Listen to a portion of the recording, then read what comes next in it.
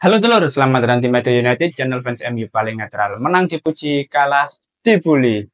Ya, mohon maaf ya, absen cukup lama, sekitar 1 minggu. Bahkan kemarin setelah hasil imbang melawan Arsenal tidak membuat video review karena ya banyak kegiatan lain ya. Di bulan puasa ini memang banyak yang harus dipersiapkan. Maka dari itu akhirnya sekarang baru bisa lagi ya tripodnya dipegang anakku makanya goyang-goyang ya lur ya. Aduh, suwe kan nggak video sekali nggak video langsung kacau. Nah, yes, gak apa-apa lah. Seperti biasa, kita akan membahas beberapa berita terbaru dari Manchester United. Ada update-update baru yang menurutku sangat menarik untuk kita bahas bersama. Langsung aja kita masuk ke berita yang pertama. Menurut Sir Jim Ratcliffe, Ruben Amorim akan tinggal di Manchester United untuk waktu yang lama. Jika saya melihat skuad saat ini yang tersedia untuk Amorim, saya pikir dia sudah melakukan pekerjaan yang sangat baik dan jujur. Amorim adalah manajer muda yang luar biasa dalam pandangan saya. Dia adalah manajer yang luar biasa dan saya yakin dia akan berada di Manchester United untuk waktu yang lama. Oke, itu tadi merupakan salah satu potongan wawancara antara Sir Jim Ratcliffe dengan BBC Sport. Menurutku kalau kita lihat secara keseluruhan dari wawancara tersebut bisa banyak hal yang akan kita simpulkan dari omongan Sir Jim Ratcliffe dan menjawab beberapa pertanyaan belakangan ini terkait sikap atas Ruben Amorim. Yang pertama, Sir Jim Ratcliffe mendukung tindakan Amorim untuk mengasingkan Marcus Rashford dari skuadnya. Nah, Sir Jim Ratcliffe mengatakan bahwa menurutnya itu tindakan yang benar, mau bagaimanapun Ruben Amorim adalah bosnya. Bos tetaplah bos, dia yang mengontrol situasi di dalam ruang ganti. Menurutku ini sebuah tindakan yang bagus. Kalau misalkan manajemen ingin berbenah dari sekarang, ya mendukung manajer sekarang, mendukung pelatih saat ini adalah tindakan yang seharusnya sudah dilakukan sejak awal. Dan tindakan Ruben Amorim, ketegasan yang dilakukan oleh Ruben Amorim menurutku adalah hal yang benar. Karena mau bagaimanapun, ketika ada 1-2 pemain yang memiliki dampak negatif bagi ruang ganti, ya harus disingkirkan dari awal, harus dibuang sejak awal, dan itu sudah dilakukan terhadap Marcus Rashford. Tidak menutup kemungkinan kalau misalkan ada pemain-pemain lain yang mencoba untuk berulah, mencoba untuk mempengaruhi ruang ganti, ya pasti akan disingkirkan lagi oleh Ruben Amorim. Dan manajemen sudah mengetahui karakter Ruben Amorim dan mendukung penuh atas tindakan Ruben Amorim. Terus ada narasi lain dari Sir Jim Ratcliffe bahwasannya Ruben Amorim ini tidak menjadi pelatih Manchester United dengan pemain yang diinginkannya. Dia mewarisi pemain dari pelatih-pelatih sebelumnya. Dan kalau misalkan Ruben Amorim ini memiliki pemain sesuai dengan karakteristik sepak bolanya, dia pasti akan membawa Manchester United ke tempat yang seharusnya. Sir Jim Ratcliffe mempercayai akan hal itu. Dari statement itu sudah menjawab semuanya ya teman-teman, mengapa sampai saat ini Ruben Amorim tetap mempertahankan skema 3-4-3-nya. Ya karena dia memiliki ide atas skema tersebut dan berpendirian teguh untuk tidak mengubah skema meskipun skuad yang dimiliki saat ini tidak bisa menerapkan dengan maksimal skema 3-4-3. Itu menjauh semuanya teman-teman. Jadi Ruben Amorim tidak khawatir meskipun memperoleh hasil yang buruk, ya sampai akhir musim dia tetap akan mempertahankan idealismenya. Dan pihak manajemen sepertinya tidak mempermasalahkan hal itu. Tapi dengan catatan jangan sampai degradasi. Karena mau seidealis apa kalau degradasi ya percuma ya teman-teman ya. Lebih banyak kerugiannya dibanding keuntungan yang didapat gitu loh. Jadi sejak awal memang sudah ada kesepakatan dan statement Sir Jim Ratcliffe itu sudah menjawab semuanya. Jadi apapun hasilnya sampai akhir musim nanti, ya Ruben Amorim tidak akan merubah skemanya, dia akan tetap menggunakan skema 3-4-3 dan kita akan melihat di musim panas mendatang siapa pemain yang bisa didatangkan oleh pihak manajemen ke Manchester United untuk memenuhi kebutuhan Ruben Amorim. Nah, selain statement tadi, kan Sir Jim Ratcliffe juga sudah menyampaikan bahwa Ruben Amorim mewarisi pemain dari era kepelatihan sebelumnya. Dan di era saat ini kan Ruben Amorim sudah berada di tangan manajemen yang baru. Ada Omar Berada, Jason Wilcox, Christopher Vivel, dan jajaran struktur lainnya yang lebih memahami sepak bola dibandingkan era kepelatihan sebelumnya Erik ten Hag. Dan dari situ Sir Jim Ratcliffe juga menyadari kita sudah memiliki kesalahan dalam pembelian pemain seperti Anthony, Casemiro, Jadon Sancho, dan itu sudah terjadi di masa lalu dan ingin diperbaiki di era kepelatihan Ineos. Maka dari itu sejak bursa transfer musim panas kemarin, iya kereta api, kereta api. Sejak bursa mau ke sini dah, sini. Maka dari itu sejak bursa transfer musim panas kemarin tidak ada pembelian pemain yang dibeli dengan harga di atas 50 juta pound sterling, dan itu sangat berpengaruh terhadap keuangan Manchester United saat ini. Bahkan Sir Jim Ratcliffe juga sudah mengatakan kalaupun kita tidak membeli pemain di bursa transfer musim panas besok, Manchester United tetap harus mengeluarkan sekitar 89 juta pound sterling untuk membayar pembelian pemain. Salah satunya Jadon Sancho ya. Manchester United harus membayar sekitar 17 juta pound sterling untuk pembelian Jadon Sancho. Loh. Sini. Itu menunjukkan bahwa ya memang sangat buruk kebijakan transfer manajemen di era sebelumnya gitu loh, masih sangat sangat tidak bijak lah.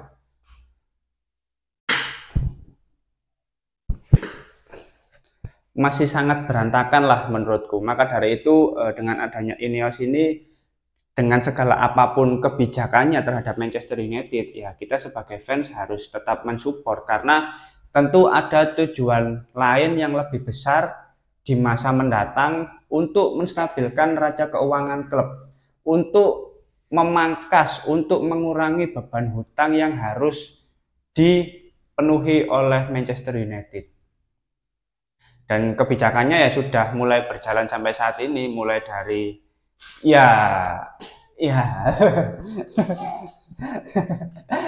kok iso sih? Ya beberapa kebijakannya sampai saat ini memang cukup ekstrim dan ya mau nggak mau itu harus dilakukan. Terkadang sebagai pimpinan itu harus melakukan tindakan yang kejam, tindakan yang ekstrim untuk tetap menjaga agar organisasi ini bisa terus berjalan.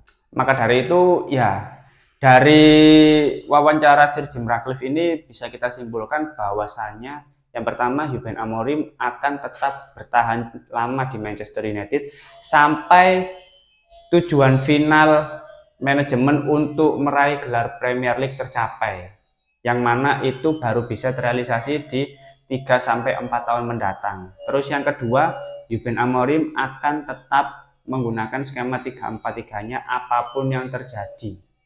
Bagaimanapun hasilnya, dia akan tetap menggunakan skema 3-4-3. Dan yang terakhir, Sir Jim Ratcliffe tidak akan menggunakan strategi pembelian pemain dengan harga yang overpriced. Maka dari itu, dari wawancara ini sudah menjawab semuanya dan kita sebagai fans tampaknya memang harus tetap lebih bersabar sampai akhir musim nanti apapun hasilnya.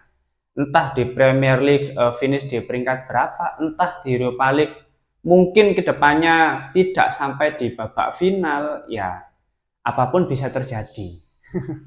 Jadi kita sabar aja lur, sabar adalah pilar utama kita sebagai fans Manchester United. Oke, kita masuk ke berita berikutnya. Manchester United telah memutuskan untuk membangun stadion baru berkapasitas 100.000 penonton. Keputusan tersebut akan diumumkan besok. ternyata pihak manajemen sudah membulatkan tekadnya untuk memutuskan bahwa dia lebih memilih untuk membangun stadion baru berkapasitas 100.000 penonton.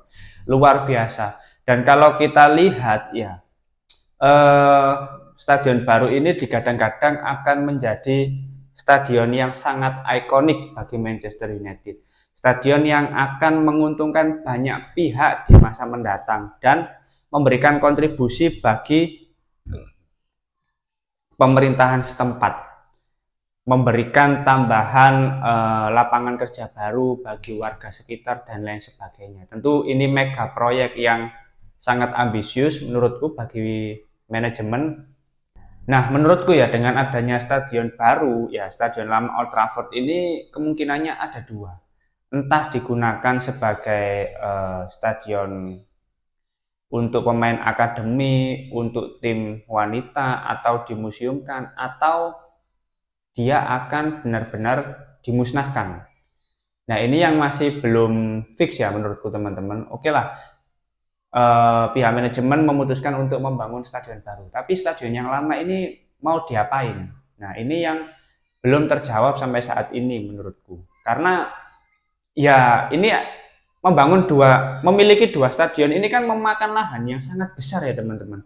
Akan sangat disayangkan kalau stadion lama ini Old Trafford tidak digunakan secara maksimal gitu loh. Meskipun sudah ada stadion baru, kan ini bisa dipakai juga gitu loh. Entah nanti skalanya lebih diperkecil, ya skala penonton mungkin dikurangi kapasitas penontonnya agar apa ya?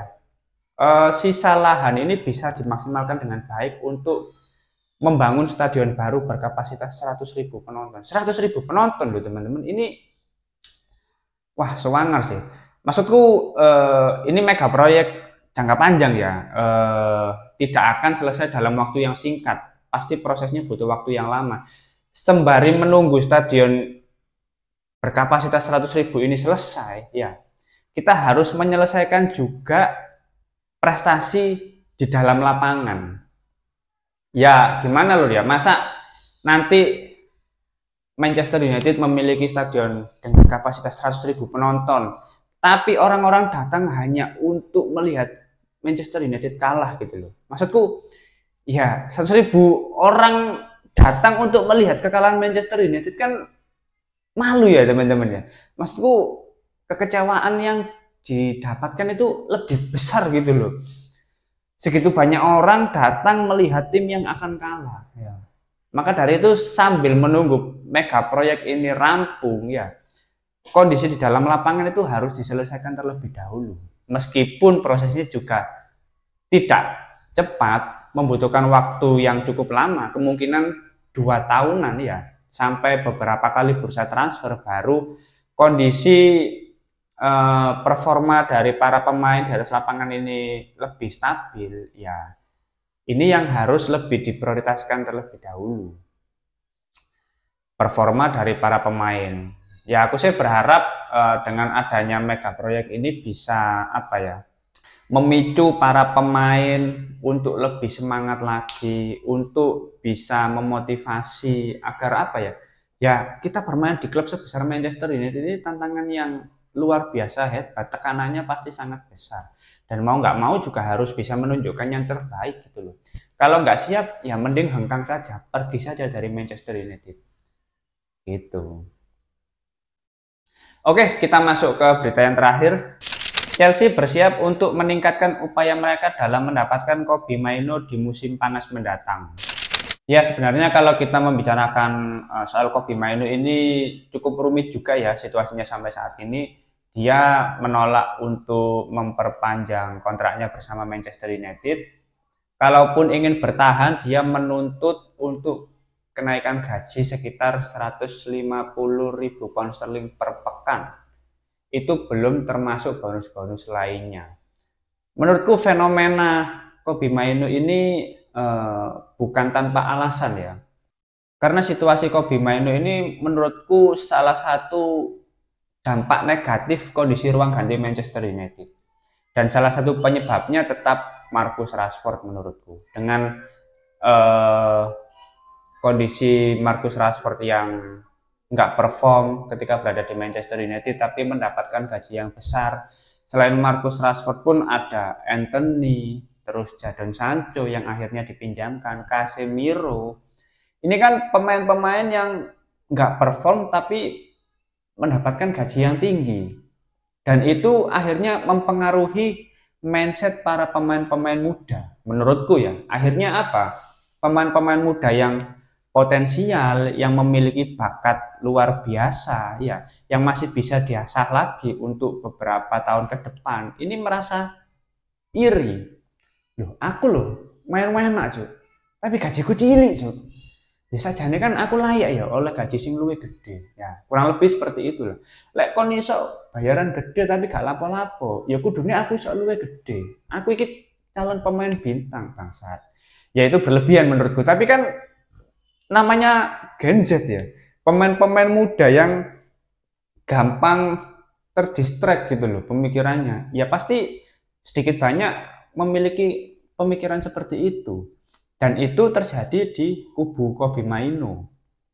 Ya menurutku ya, kalau misalkan memang tidak ada titik temu antara pihak klub dengan Kobe Maino, dijual aja nggak masalah. Toh eh, semua keputusan itu tergantung dari sang pemain. Kalaupun Ruben Amorim tidak keberatan untuk menjual pemain ini, ya nggak masalah. Jadi hasil penjualan Kobe Maino juga bisa difungsikan untuk membeli pemain lain yang tidak apa ya, tidak star syndrome lah. Menurutku Kobe Maino ini secara perlahan sudah mulai star syndrome. Dia sudah mulai merasa dirinya hebat. Dia sudah merasa kalau dirinya ini lebih dibutuhkan oleh klub. Nah, karena itu pun demikian. Nah, ini pemain-pemain muda yang mulai star syndrome ini repot ya teman-teman. Kalau dipertahankan, tidak menutup kemungkinan kedepannya akan menjadi Rashford jilid 2, Rashford jilid 3.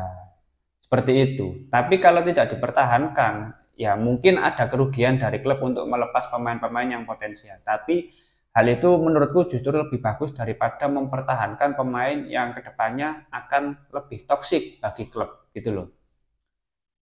Justru dengan adanya situasi Kobe Maino seperti ini ya, dan Alejandro Garnacho terkadang gitu ya, aku jadi mengkhawatirkan pemain-pemain muda lainnya yang memiliki prospek bagus gitu loh.